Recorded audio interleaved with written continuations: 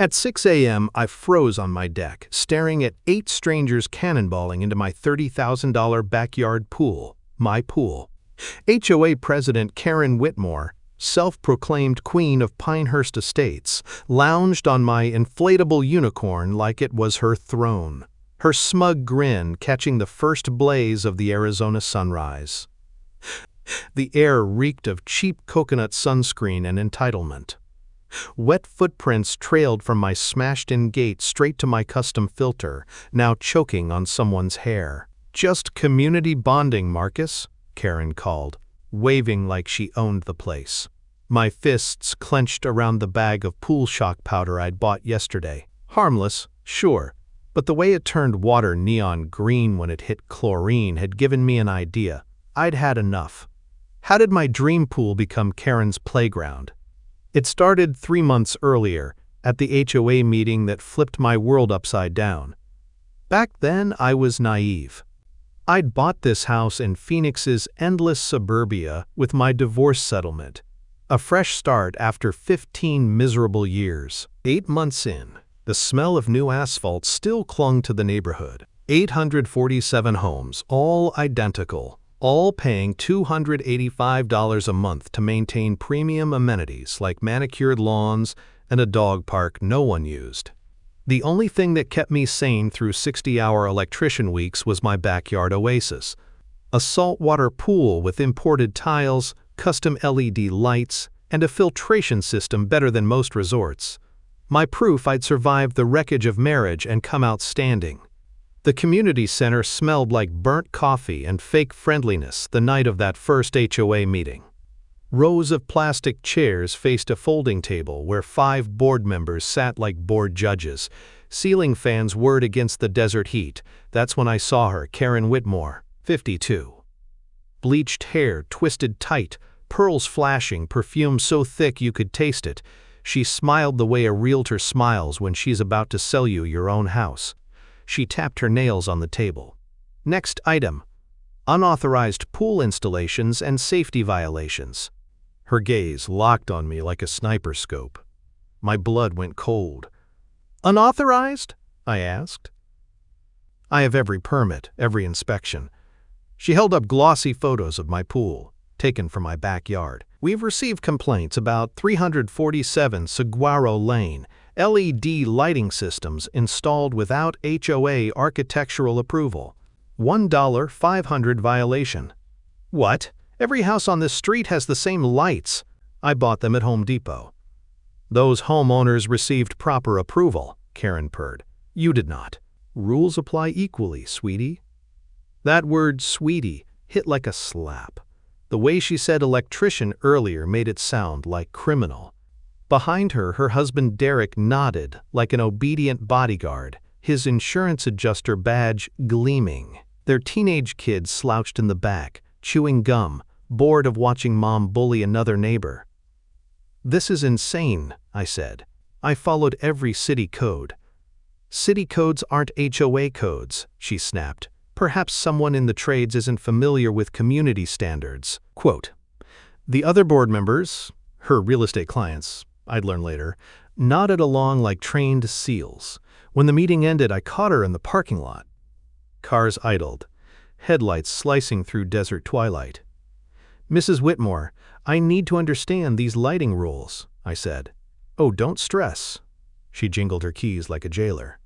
"I'll inspect everything personally, make sure we're all community compliant." "I'd prefer to schedule something official." "No need. HOA emergency access provisions. I'll stop by tomorrow." Her SUV door slammed, ending the conversation. The next evening, I came home to chaos. My gate hung twisted off its hinges. Pool chemicals half empty. My furniture soaked and rearranged. My prize lighting system fried. 3 fixtures shattered on concrete. A citation flapped against the fence. Multiple violations identified. Pool area non-compliant. Immediate corrections required or face escalating penalties. K. Whitmore, HOA President. That weekend, things went from bad to unbelievable. Karen's entire extended family moved into my backyard like invading royalty. 15 people. Kids cannonballing, adults grilling steaks on my deck. My filter wheezed under the weight of their sunscreen and arrogance. "Karen!" I yelled from my porch. She floated past on my own pool raft, martini in hand. "Just ensuring community standards, Marcus. Can't properly evaluate pool safety without comprehensive testing." Her laugh echoed off my fence like breaking glass. That was the moment I realized she wasn't enforcing rules. She was claiming territory. She wanted my pool.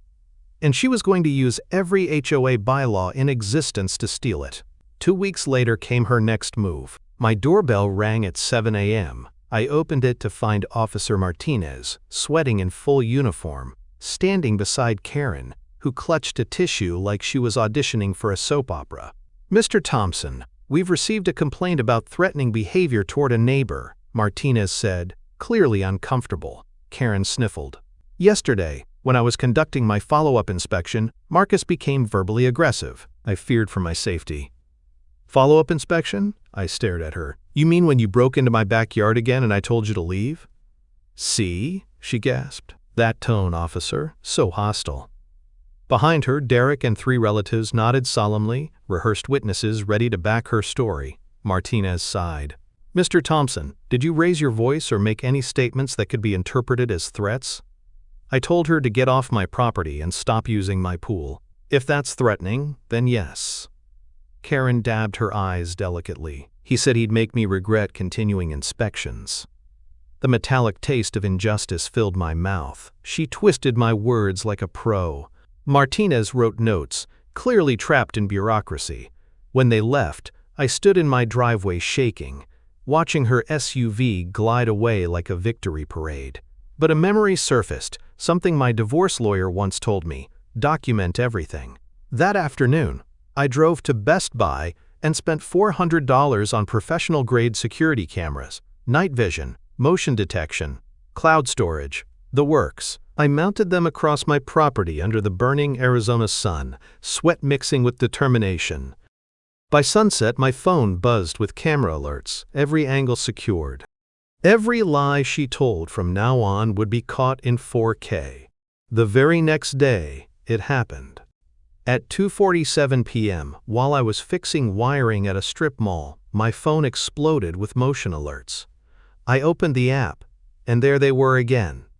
Karen's entire clan invading my backyard. But this time, it got worse. A well-dressed couple arrived, shaking Karen's hand as she led them around my pool, gesturing proudly like she was giving a tour of her property. The woman even dipped her hand into my pool water, testing the temperature. Karen pointed out features, smiling wide. The couple nodded, taking notes. It hit me like a live wire. She wasn't just stealing my pool. She was using it to sell houses. I printed screenshots, drove straight to her door, and dropped the photos at her feet. "Funny thing, Karen," I said. "Looks like you're using my pool to close real estate deals. Pretty sure that's fraud." Quote. For the first time, her plastic smile cracked. "They're just potential buyers, Marcus. Interested in community amenities." "My pool isn't a community amenity," I said, pulling up the audio file from my phone. Her recorded voice filled the air. "Residents enjoy shared access to premium aquatic facilities, very exclusive arrangement." Her face drained of color. "You're recording private conversations," she snapped. "Arizona's a one-party consent state," I said. "Everything on my property is fair game." She slammed her door so hard the windows rattled, but that day I'd won my first real battle. The war had just begun. Karen's retaliation came exactly 1 week later. Quiet, calculated, and cruel. I was under the hood of my work truck fixing a stubborn alternator when my elderly neighbor Helen Kowalski shuffled over. Her wide-brimmed hat cast a soft shadow across her wrinkled face, and her hands trembled slightly as she held out an official-looking envelope. "Marcus, honey," she said, voice shaky, "you might want to see this. Came in today's mail." Quote, "The smell of motor oil filled my nose as I wiped my hands and tore it open." The letterhead read, "City of Phoenix Code Enforcement Division." My gut sank before I even read the details. Apparently someone, guess who, had reported my property for unpermitted electrical work and potential safety hazards. An inspection was scheduled for the next morning. Fines up to $5,000 for non-compliance. Helen sighed, adjusting her sun visor. She's pushing you, Marcus. That woman smells weakness like a dog smells steak. I looked over her shoulder at Karen's house, pristine and smug across the street. Her American flag fluttered proudly over the same yard where she'd bullied half the block. Not this time, I said. Inspector Rodriguez showed up at 9 o'clock sharp the next morning, clipboard in hand, khaki uniform pressed and spotless. And right behind him, like a poisonous shadow, was Karen Whitmore, smile bright enough to blind and hair perfectly shellacked. Mrs. Whitmore called in the concerns. Rodriguez explained politely. Said you were performing unlicensed electrical work near water. Quote, Unlicensed? I said. I've been a licensed electrician for 12 years. Karen folded her arms, her pearls glinting in the morning sun. We're just looking out for community safety, Marcus. Wouldn't want a tragic accident on our watch. The desert heat shimmered between us, carrying the faint smell of chlorine and fake perfume. For the next hour, Rodriguez checked every switch, outlet, and connection. I stayed calm, watching him methodically test each one. Finally, I pulled out my binder, thick, tabbed and organized. Every permit, every signed inspection, every city approval since the day I broke ground. Rodriguez flipped through it, eyebrows lifting. Everything here is fully compliant, he said finally. In fact, your setup is one of the cleanest I've seen. Karen's face tightened. Well, perhaps. Ma'am, Rodriguez interrupted. Are you a licensed electrician? No, but I have experience in. Then you're not qualified to assess compliance. Mr. Thompson, you're clear. Mrs. Whitmore, filing false reports wastes city resources. Don't do it again. Quote. Her fake smile cracked just a little. When they left, I couldn't help the grin spreading across my face. For once, the rules worked for me. But the victory was short-lived. That same afternoon, Derek's pickup rolled into my driveway. He stepped out wearing his insurance adjuster uniform and fake politeness. Marcus, he said, I need to conduct an inspection for liability concerns. I never filed a claim, I said, already sensing the setup. Neighbor complaint triggered a review. Standard procedure. He smiled too easily. Won't take long. I watched him pace my deck, snapping photos, measuring distances, jotting notes like he was building a legal bomb. Then it hit me. I recognized the company logo on his clipboard. Pinnacle Risk Management, I said slowly. You work for them, don't you? That's right. My insurance is with Desert Southwest. His pen froze midair. His smile faltered. Get off my property, Derek, I said quietly. Now. He hesitated, then backed away fast, muttering something about a mix-up. His tires squealed out of my driveway. 2 minutes later, my phone buzzed. An email from my actual insurance company. Policy review required due to safety complaint filed by neighboring property owners. Failure to comply may result in cancellation. Karen had played me again. Derek's inspection was just a distraction while the real complaint went through official channels. By that night, I was pacing the backyard, rage boiling hotter than the Arizona asphalt. Karen's house glowed across the street, her blinds cracked just enough that I could feel her watching. She'd turned my pool into a weapon, and I was bleeding money because of it. The next day, my agent, Steve, called while I sat in my truck on lunch break. The smell of fried food from a nearby diner filled the cab as he cleared his throat. Marcus, I'm not going to sugarcoat this, he said. The inspector found elevated liability risk. Your premiums are jumping from $1,800 to $4,000 a year. I nearly dropped my sandwich. What? Why? Attractive nuisance clause, he said. Since neighbors are accessing your pool without permission, it's considered a community hazard. So I get punished for being a victim? Quote, I'm sorry, man. Either install a 6-foot privacy fence or lose coverage. My knuckles turned white around the phone. Karen had just weaponized my own insurance against me. That evening, I told Helen everything. She was watering her desert roses, the sweet scent cutting through the smell of hot asphalt. She listened quietly, then turned to me with a sharp glint in her eyes I'd never seen before. "Marcus," she said, "bring me your HOA paperwork tonight. All of it." "Why?" "Because I spent 40 years as a paralegal, and if that woman's been twisting the rules, I'm going to find the loose thread." By 9 p.m., Helen's dining table looked like a law library explosion.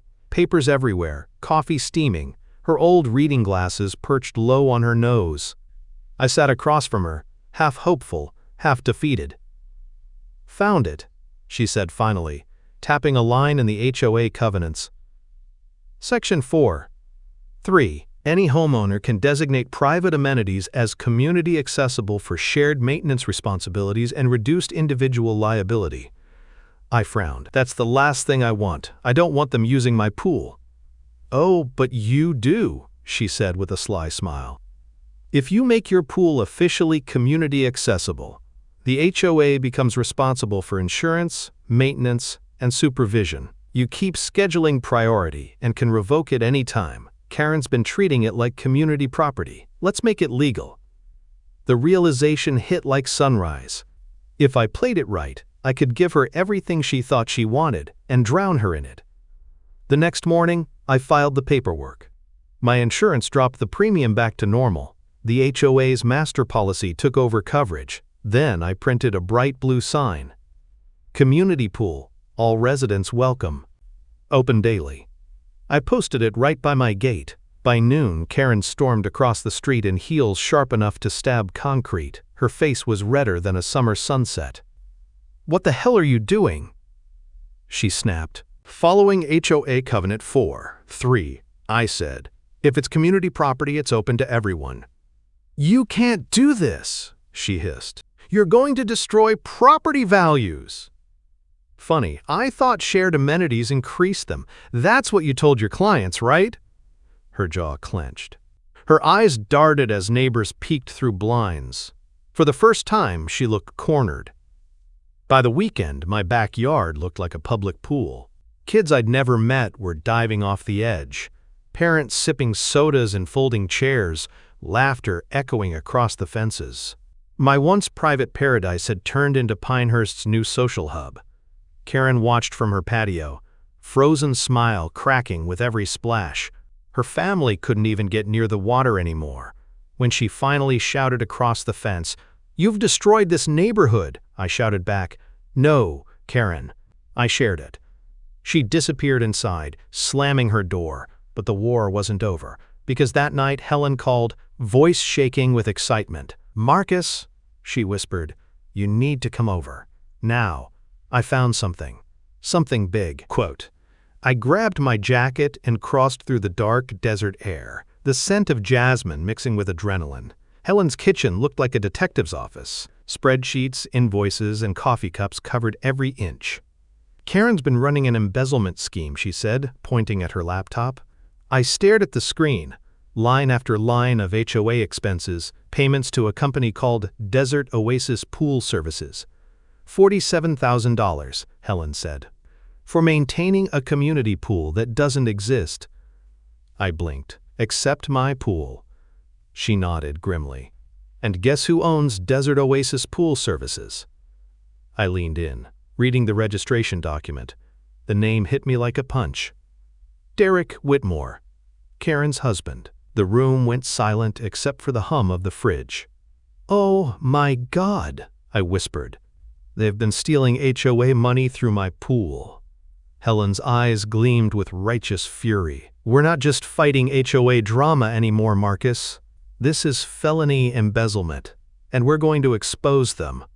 Helen's kitchen turned into a war room overnight. The smell of burnt coffee mixed with printer ink and determination. Every square inch of her dining table was buried under HOA financial records, printouts, and yellow legal pads filled with notes in her sharp handwriting. "I called in backup," she said, eyes gleaming behind her glasses. "Linda Chen, CPA.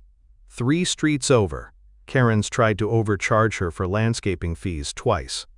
She's got a long memory and a mean calculator." Linda arrived 10 minutes later, calm and deadly efficient. She spread out her laptop and started typing like her fingers were firing bullets. "I've seen creative accounting before," she muttered, "but this is amateur hour theft." She showed us how Karen had funneled HOA funds into 2 fake companies, one under Derek's name, one under her own. Community pool maintenance, security system upgrades, landscaping consultations. Linda snorted. "Every invoice is forged. No bids, no receipts, nothing but her signature." Helen leaned back, her eyes fierce. "We hit her from every direction, legal, financial, and public." I nodded. "We've got Officer Martinez. He's seen how far she's gone. He'll want in." "He's tired of being her errand boy," Helen said. "He told me himself she's made his department a joke. We give him this evidence, he'll make sure it goes straight to prosecutors." For hours we worked in silence, the hum of Helen's old ceiling fan blending with the click of Linda's keys. Every number, every forged payment, every fake invoice was a nail in Karen's coffin. By midnight, we had a file thick enough to bury her career and her freedom, but Helen wasn't done. "We can't just hand it in," she said. "If we do, she'll bury it before it sees daylight. We need witnesses, public attention, cameras." Linda's eyes lit up. "The annual HOA meeting. State law says she has to present the year's financials. She can't skip it." It was perfect. Karen would be forced to face the whole community, and this time, the spotlight wouldn't save her, it would expose her. The next 6 days crawled by. Monday morning, I found my pool pump ripped open. Wires cut, motor fried, water flooding across the deck. The smell of burnt plastic hit me like a punch. My cameras caught everything. Derek, 3:17 a.m., creeping through the shadows with bolt cutters and a crowbar. An hour later, Karen called, her voice dripping with fake sympathy. "Oh, Marcus, I heard about your pool accident. So tragic. Derek says he can fix it for you. Emergency rates, of course." "You caused it," I said flatly. Now, she cooed. "Accidents happen." I hung up before I said something that'd get me arrested. Martinez came by within 20 minutes. He watched the footage, shaking his head. "I'll file the report," he said. "But without proof of intent, it's vandalism at best. Keep recording. People like this hang themselves eventually." He was right. Derek came back the next day, in daylight this time, snapping pictures of his own sabotage for a false insurance claim. My camera caught everything. The company logo on his clipboard, the fake report, the measuring tape. They weren't just desperate, they were reckless. Then Wednesday came. A knock at my door revealed a woman in a fake health department uniform. "Inspector Williams," she said, flashing a badge that looked like it had been printed at Staples. "We've received reports of chemical contamination." The smell of perfume and panic hit me. I called the Real County office while she stood there sweating. "No inspection scheduled," the clerk confirmed, "and we don't have an Inspector Williams." I turned around, but the woman was already hustling to her unmarked sedan. My cameras got her face, her plate, and most importantly, her nervous glances toward Karen's house. By the time the sun set, I was done being on defense. Tomorrow was the meeting, the final battle. Thursday morning started with chaos. My phone buzzed nonstop with motion alerts. When I ran outside, my pool looked like a war zone. Oil poured across the surface. Community hazard was spray painted in red across my deck. Every camera lens was splattered with orange paint. They'd blinded me. Then the phone rang again. Karen. "Marcus, I'm so sorry," she said, voice sweet as poison. "Some people are saying maybe we should postpone the meeting after all this. It's just too upsetting." "Nice try," I said and hung up. 2 hours later, Helen called, panic in her tone. "Marcus, they broke into Linda's house, stole her laptop, all her files, and left a note, 'Drop it or we drop you,' quote." My stomach turned to stone.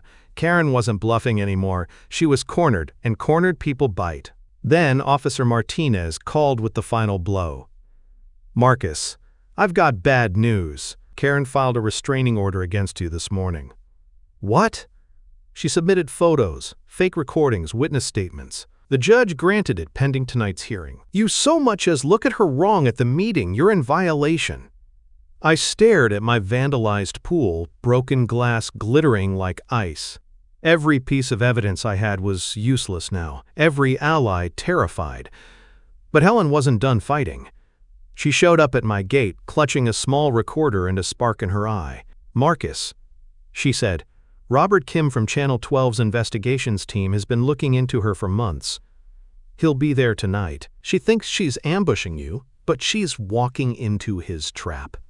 The community center was packed wall to wall that evening. Folding chairs filled every inch. The smell of floor cleaner mixed with sweat and tension. Camera lights glared like mini-suns. Karen sat at the head table in a navy suit, pearls shining under fluorescent lights, her board seated like bodyguards beside her. Derek stood near the wall, arms crossed, smirking. Helen and I slipped into the back row. "Stay calm," she whispered. "Let her hang herself." Karen tapped her mic. "Good evening, neighbors. Before we begin our agenda, I must address serious harassment issues plaguing our community." All eyes turned toward me. "One homeowner," she continued dramatically, "has made false accusations, stalked my family, and tried to defame our board. We even had to obtain a court order for protection." Whispers rippled through the crowd. The cameras turned. She was painting me as the villain, and it was working. Then a calm voice rose from the back. "Mrs. Whitmore," said Robert Kim, stepping forward, microphone in hand, camera crew behind him. "Would you like to comment on the $93,000 in unaccounted HOA funds transferred to companies owned by you and your husband?" Karen froze. The crowd gasped. I don't know what you're talking about," she stammered. "Oh, I think you do," Robert said, holding up a folder thick with documents.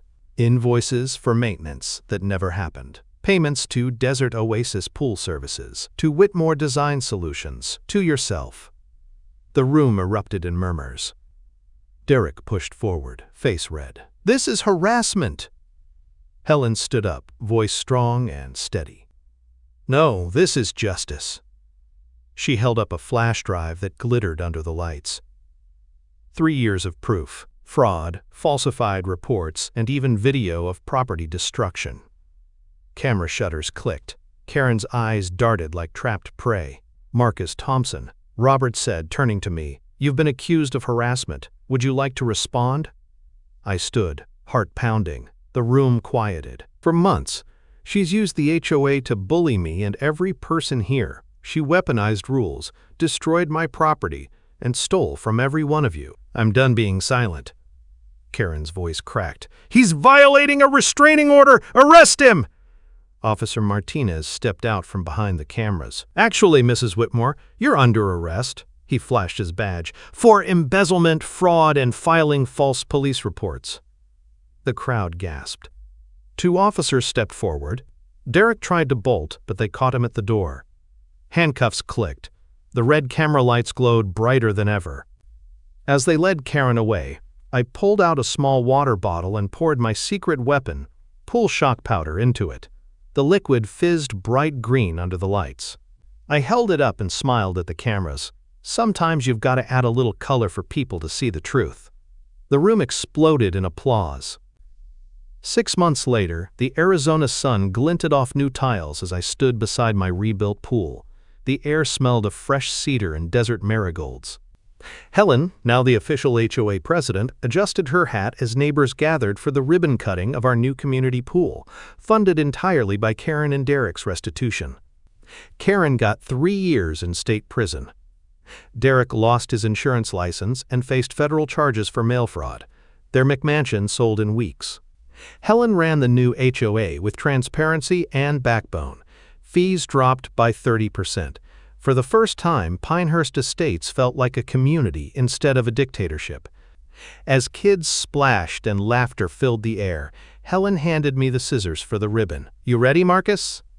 "More than ready," I said. We cut the ribbon together. Cheers erupted. Robert Kim's report went national, inspiring homeowners across the country to fight their own Karens. My inbox filled with messages from people saying, "You gave us courage." I looked at my pool, clean, bright, finally peaceful. Sometimes justice isn't about revenge. It's about rebuilding something honest from the wreckage. Helen smiled beside me. "You know what, honey," she said softly. "Corruption dies in silence, but it burns fast when you shine light on it." I nodded, watching sunlight dance across the water. "Then let's keep it burning." The war was over, and for the first time in years I could breathe easy. No lies, no trespassers, no HOA queen.